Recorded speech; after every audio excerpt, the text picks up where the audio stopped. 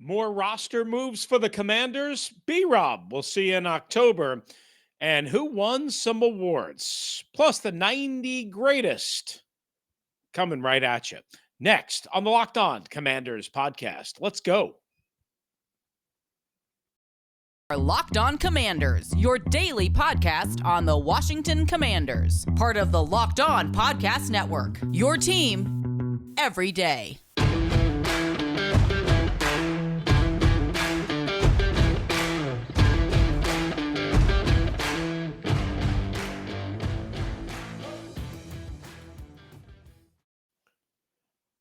All right, and welcome in, Commanders fans, to the Locked On Commanders podcast. We're part of the Locked On Podcast Network, your team each and every day. We're your daily podcast covering the Washington Commanders, free and available on all platforms. And of course, we thank you for making us your first listen and view of the day, whether you're doing so on YouTube, your favorite podcast platform, or the WUSA 9 Plus app. WUSA 9, your CBS affiliate in Washington, D.C. They have a new streaming app that is changing the face of local news and sports in the DMV. Download the WUSA 9 app, Plus app, I should say, from your Roku or Amazon Fire Stick. My co-host is David Harrison, once again under the weather. We hope to have David back with us right after the Labor Day weekend. He is covering the Commanders for Sports Illustrated's Fan Nation and Commanders Country. Hopefully David will be back with us after the weekend holiday. I'm Chris Russell, a.k.a. The Rooster. Some of you may know me as that. One half of the Russell and Medhurst show on the Team 980, Monday through Friday. You can find Pete Medhurst and myself there from 9 to noon or anytime on demand, along with this show on the Audacy app. When we're not here or there, we are on Twitter at DHarrison82 for David, at WrestleMania621 for me, at LO Commanders for the podcast. Today's episode brought to you by our friends at BetOnline. BetOnline has you covered this season with more props, odds, and lines than ever before at BetOnline, where the game starts. Of course, as we told you in our lead on our previous episode, John Bostic was on his way to Washington to work out a deal. The deal had already been worked out, agreed to. It was just a matter of signing the paperwork and passing the physical and all of that. So that came official late Thursday morning, I should say, late Thursday morning. And a little bit of a surprise for the Commanders as we open up the show, and that was David Mayo was brought back as well. Remember, he had been cut on Wednesday after making the initial 53-man roster. So he makes the initial 53 on Tuesday, as was expected. Cut Wednesday, as was not expected, I think by pretty much everybody, brought back on Thursday. So on, off, on, David Mayo is officially brought back along with John Bostic.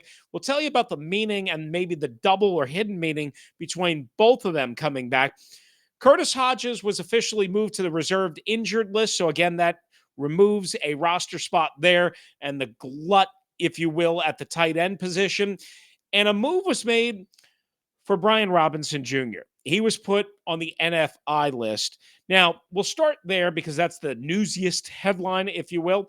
Again, this was completely expected, I think, by most of us that were paying attention, that Brian Robinson, I know we mentioned it on this podcast, that Brian Robinson would probably have to go on the NFI list, which is different than the reserved injured list, different than the PUP list, and there's reasons for that. Now, I know we talked about this because we talked about having to be carried through the roster and through the cut down of 53. Again, that was not a surprise. And also the fact that the Washington Commanders could choose not to pay him if they wanted to. Now, my understanding is they are going to pay him, as well they should. This was not Brian Robinson's fault. This was not, as when we talked about this earlier this week, Minkah Fitzpatrick breaking a wrist on a jet ski, or somebody playing basketball and breaking a foot or an ankle or whatever it might be, or somebody dancing and drunk and doing something stupid and getting hurt. That's not what this is, okay? Again, it's not a football injury, and even if it's a football injury, if it's suffered in college before you're drafted, i.e. the two Alabama receivers, as we explained earlier in the week, that could technically can be considered NFI because it didn't happen at an NFL facility, right? That's the thing. If it happens in a game, if it happens in a practice, if it happens at an NFL facility, it can't qualify for NFI. Again, what's the difference? Well, one, the team doesn't have to pay the player. Again, Washington is going to pay Brian Robinson. Okay, that's the least of their issues. Robinson has to miss at least 4 games. The hope is, according to Ian Rappaport of NFL Network, who was first to break the story, that he'll be able to come back for Tennessee in week 5. But keep in mind, he won't be able to practice until then. So it'll be hard to see him being fully ready for that. I would more think maybe week 6, but I could be wrong. I hope they don't rush him back and then there's another setback. As far as John Bostic goes, we told you again on the last episode that him coming back made all the sense of the world because of his experience within the scheme, backup Mike linebacker to Cole Holcomb. He knows the coaches, he knows the players, he knows the personnel. He can play multiple positions. He can play both Mike and he can play, outside. And he played both last year, weak and strong. Listen, he's not great. We all understand that. As we said on the previous episode, nobody should confuse John Bostic with being great.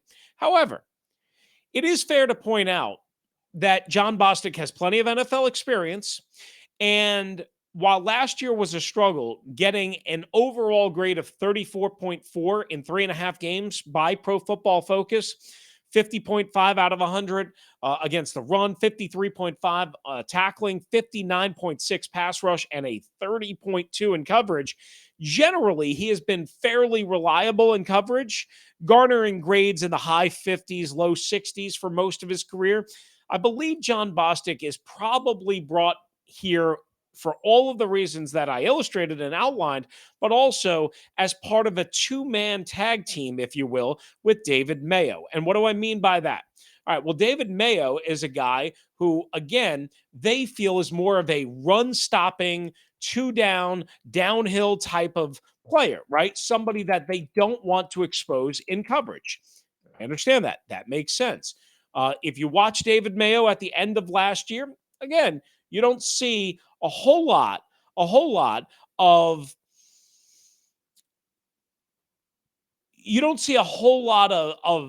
David Mayo flying around in space, right? Not that you want to see John Bostic do that, but you don't want to see David Mayo do that.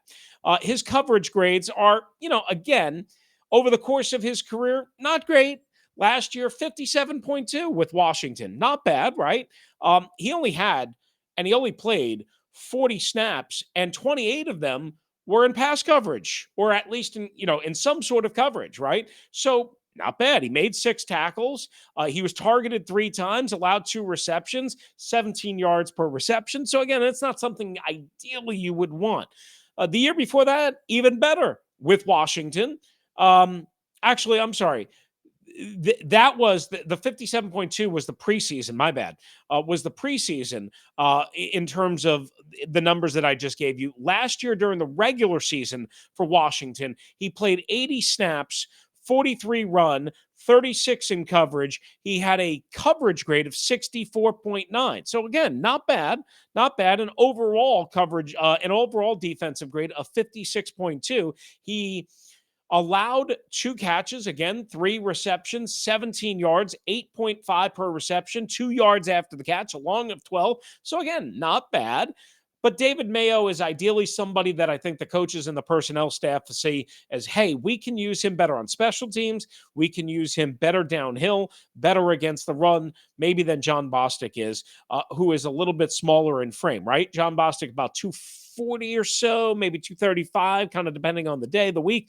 Mayo is a little thicker, 6'2", 245, and again, can contribute on special teams, was a former 5th-round pick, and is 29 years old, a little bit younger than John Bostic. All right, so here's one other thing. remember, Cole Holcomb has a little bit of an injury history, had a little bit of an issue at North Carolina, got injured game one of the Rivera, Jack Del Rio era against Philadelphia and Carson Wentz in 2020. A little bit of an injury history. It allows you to basically have two backup Mike linebackers so Jamin Davis doesn't have to play, so that you don't have to bring in a guy off the street. And what happens if something happens to either Bostic or Mayo? You have the other. And in a game situation, if Cole Holcomb can't play, and remember, the communication device in the helmet can only be worn by one player. Now, I don't know what the rule is if Cole Holcomb is declared out for the game. Can they switch the helmet? That I'm not sure of. But here's what I do know. Both David Mayo and John Bostic couldn't wear the communication device in their helmet, even if they were shuttling in and out on plays and series, right? Only one can.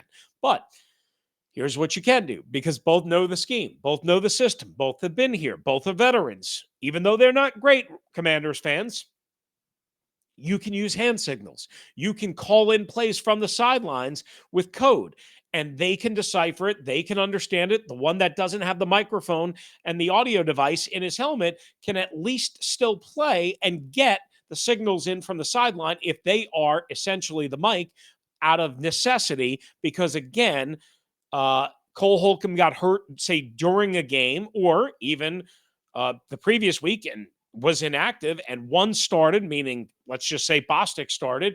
Well, then you wanted Mayo in for Bostic, depending on the situation. Well, again, if Bostic has the microphone in his helmet, can't switch it to Mayo if he's still playing. So Mayo can get the signals from Bostic on the sideline, or from the coaching staff on the sideline, or Steve Russ from the sideline, or Jack Del Rio from the sideline, and away we go. All right, so that is a little bit of an explanation, at least the way I see it, in terms of why you would bring back Mayo and John Bostic into the fold. So again, we told you about Brian Robinson, told you about Curtis Hodges, told you about the two now backup Mike linebackers. Again, I don't think this is a horrible thing. One name to keep in mind, Blake Martinez, who was just released by the New York Giants on Thursday. Blake Martinez is a guy that I know Washington kind of poked around in free agency, coming off of a torn ACL, missed much of last year, was really good in 2020, part of that resurgent Giant defense. Keep an eye maybe on Blake Martinez being added to the fold at some point as well. All right, coming up, the new additions to the 90 Greatest, and the Commanders announced their 2021 Players of the Year. But first, we'll tell you about our friends at betonline.net. BetOnline.net is your number one source for all of your pro and college football betting needs and sports info this season. I just put down a couple of bets for Thursday night football action. Again, depending on when you're watching, this game's probably over, but I put down big money on Penn State over Purdue, and as well, I also threw down a little bit of money on Central Florida over South Carolina State. We'll see what happens. But find out all of your latest Football League developments, game matchups, news, and podcasts, including this year's opening week games like the Commanders and the Jacksonville Jaguars. Washington, 3-point favorites right now over the Jaguars. BetOnline is your continued source for all of your sports wagering information, including live betting, esports, and scores. Also, don't forget the season opener in the NFL is coming up a week from now, Thursday, in Los Angeles, SoFi Stadium, home of the Super Bowl champion Los Angeles Rams, against everybody's, for the most part, pick to win the AFC and maybe even the Super Bowl, the Buffalo Bills. Guess who the favorite is in that game? You're going to want to go check that out at betonline.net. Again, they are your fastest and easiest way to check in on all the sports scores and news and information, MLB, MMA, boxing, golf, whatever you need. Head to BetOnline today or use your mobile device. BetOnline, where the game starts. All right, the Commanders had their Welcome Home Luncheon on Thursday, and I've been to a few of these shindigs. It's been a while. I always have to work. I always have something going on during it, so I was unable to attend on Thursday. It was at the MGM National Harbor, just outside of Washington, D.C., and it's always, one of the more interesting events of the calendar because it's really a fan-driven, charity-driven event.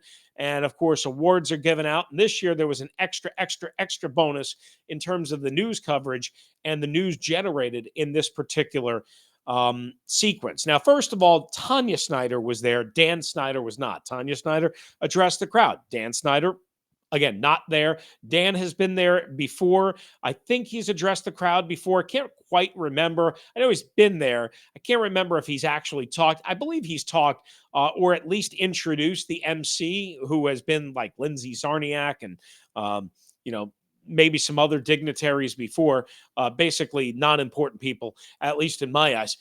But also you get the yearly awards, right?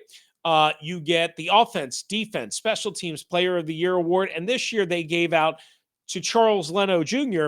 a charity community award. I can't remember if they've done that in the past. I wasn't able to find that information. I usually don't pay a whole lot of attention, but listen, I'm a big charity guy. I'm a big community guy. I support a lot of those causes. Charles Leno and his wife have done a tremendous job embracing the Washington, D.C. and Northern Virginia community and really reaching out and doing a tremendous job. So congratulations to them. On offense, it was Terry McLaurin winning. Go figure. Surprise.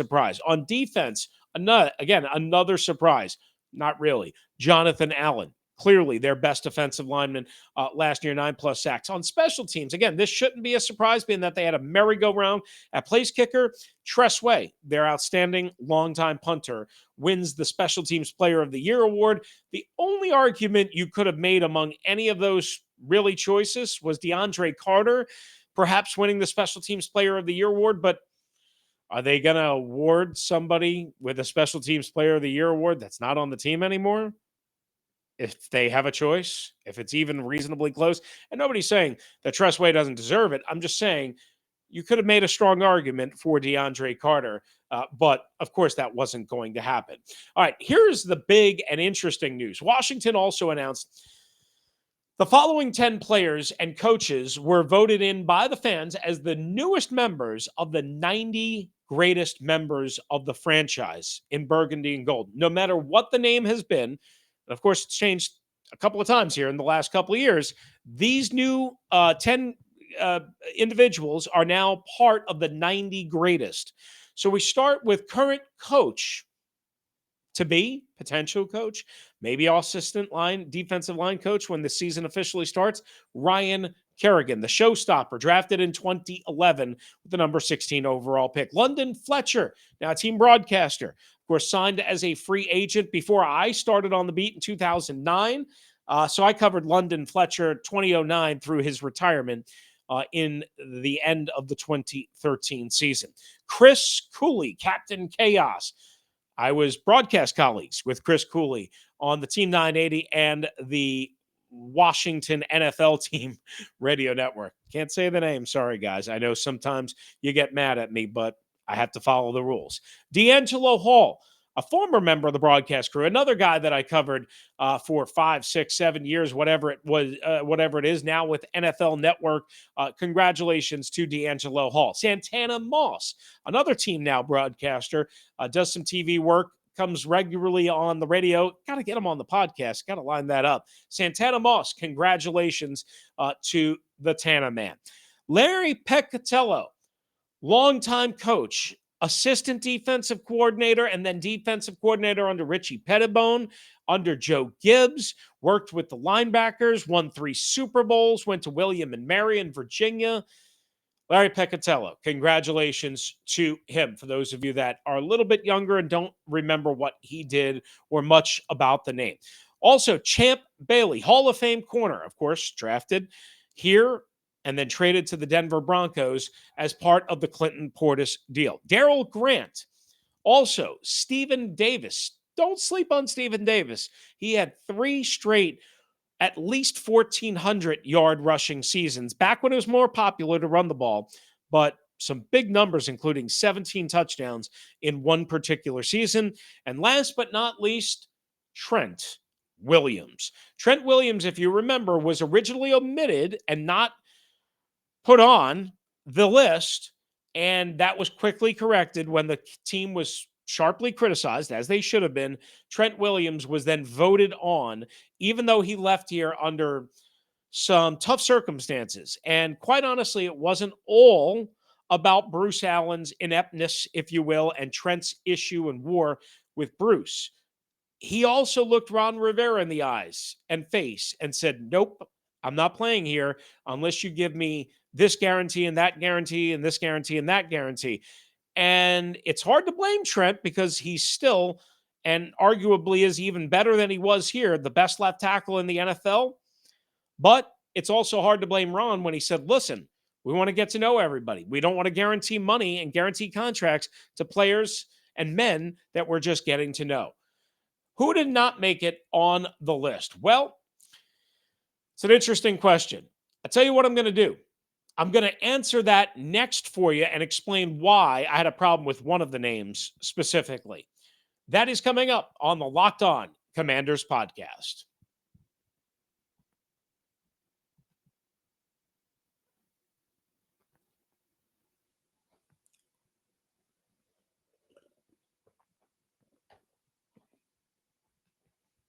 All right, back here to finish it up. So Chip Lowmiller was not voted in. Mike Sellers was not voted in. Mike Sellers was an intimidating dude. I went drinking with him down in Tampa before a game that I covered, and we had a great time. I could just say that. Mike Sellers is fun when Mike Sellers is not intense and trying to rip your head off. Robert Griffin III was added to the list along with Trent Williams.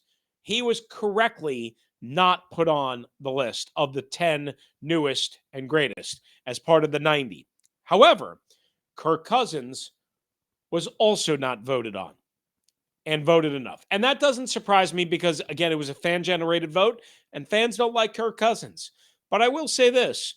Kirk Cousins helped the Washington NFL franchise, then by another name, to 2 NFC East division titles in 2012 and 2015, 3 winning seasons, and put up some monster numbers. For the time that he was the full-time starter, 2015, 16, and 17, Kirk Cousins did not all that he could do. He could have done a little bit better in a couple of spots, but he did a lot. And again, in 2012, played and started one game that I was at in Cleveland when RG3 was injured, finished up a game against Baltimore, also when RG3 got injured, and helped them win that game. And without those 2 wins, they do not make the playoffs and they do not win the division. So Kirk Cousins gets some credit for that. While it was RG3's show, Kirk Cousins also gets credit for that. For that reason, I would have had Kirk Cousins on my list. The problem is I don't know who I would have taken off of the top 10. And that's kind of the problem, and that's kind of the defense. Here's what I know. Kirk Cousins, and this is unpopular, deserves it way more than Robert Griffin III. I can tell you that. I don't know who I would have taken off the list. I can't really take any of those guys off the list, honestly, just for Kirk Cousins. But I would tell you that Kirk Cousins absolutely deserves to be on it or deserved to be on it more than Robert Griffin III. And I hope that's corrected 10 years from now. But that's all I can really do at this point. All right, wrapping up on this final edition of the week. And again, we're going to take the Labor Day weekend off. Hopefully, David will be back with us after the Labor Day holiday. Again, been under the weather, so we hope and wish him the best. We wrap it up with concerns about Week 1 against Jacksonville. I'm telling you guys, I told you what Ron Rivera said to my question about special teams. I really worry about special teams for this Commanders team early in the year. Kickoff returns have been dreadful. Joey Sly has struggled all throughout the offseason and the preseason. They lost DeAndre Carter. They walked away from him.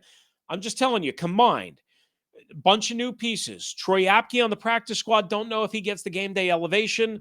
They lost to Shazer Everett. Khalid Hudson, same thing. He's back on the practice squad, so he could, again, get the game day elevation. But all of those problems into one mix. Now, I don't think Jacksonville's great on special teams, so maybe it doesn't come back to haunt them right away. But you go against Dallas, you go against other teams, could really come back to haunt you, and they could lose games specifically and solely because of special teams. One other note about Jacksonville. The Jaguars, according to Warren Sharp, have spent $1.64 billion on free agents since 2012. That's the most amount of dollars, according to Sharp, in the NFL. You know who has the most amount of losses in that period of time? You guessed it, the Jacksonville Jaguars. Again, proving that just because you spend money doesn't mean you spend it wisely.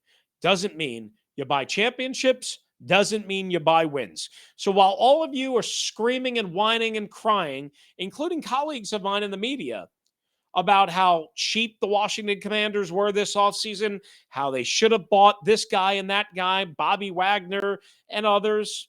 Listen, again, as I said on the radio on Thursday, Bobby Wagner went to the Super Bowl champion team and in his hometown. In order to get him to come here, you would have had to overpay him by $10, $15 million. I'm not doing that for Bobby Wagner, who's 33 years old or almost 33. I'm not doing that. I'm sorry. Not doing that. I'd rather take my chances with a short-term deal, no veteran, or young guys, which they tried during the offseason, and it didn't quite exactly work the way they were hoping. But I'd rather then mix and match and piece together and have lower expectations than spend all of my free agent money that was remaining on Bobby Wagner. And I know there's other guys too, like an Alexander Johnson and a Joe Schobert and an A.J. Klein and a Dante Hightower. Guess what? 31 other teams right now haven't brought those guys in. Joe Schobert was in Denver and was cut in basically 2.5 weeks. So keep that in mind. Just because they didn't spend money when they had it, just because they didn't spend money on a name you know, just because they brought back guys like Bostic and Mayo, doesn't mean that they made the wrong move. It doesn't look good. It probably won't work, but it doesn't mean they made the wrong move. Spending money guarantees you absolutely nothing, and there is no greater example of it than what the Jacksonville Jaguars, the week one opponent, and they spent plenty of money this offseason. Brandon Scherff, Christian Kirk, you remember, plenty of money. It doesn't guarantee you wins. And as a matter of fact, in the Jaguars case, it guaranteed them total embarrassment, total futility, and a lot of losses. All right, that's going to do it for us on the Locked On Commanders podcast. Thanks again for making LOC your first listen and your first view of the day. Now, for your second listen and view, go check out the Ultimate Pro Football Preview 2022, an 8-episode extravaganza that gets you ready for the NFL season, the local team experts of the Locked On Podcast Network, plus a betting angle from Lee Sterling of Locked On Bets, all combining into one ultimate NFL preview. Search Ultimate Pro Football Preview 2022 on your Audacy app, YouTube, or wherever you get your podcasts. We'll be back after the Labor Day weekend as we gear up for week one, the return of Brandon Scherff and the Jacksonville Jaguars. If you want to hop aboard, 301-615-3577 or lockedonwashingtoncommanders@gmail.com. For David Harrison, covering the Washington Commanders for SI.com's Fan Nation and Commander Country, I'm Chris Russell, one half of the Russell and Medhurst Show on the Team 980 with Pete Medhurst. If you're out and about, please be safe. Be kind to one another. Don't drive like a dope. And don't drive while you're drunk or stoned. Told you about that on the last episode. And thank you for joining us right here on the Locked On Commanders podcast.